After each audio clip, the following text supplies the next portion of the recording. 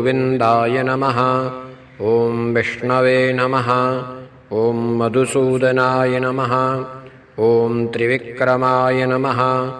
ॐ वामनाय नमः। ॐ श्रीधराय नमः। ॐ ऋषिकेशाय नमः। ॐ पद्मनाभाय नमः। ॐ दामोदराय नमः। ॐ सङ्कर्षणाय नमः। ॐ वासुदेवाय नमः। ॐ प्रद्युम्नाय नमः।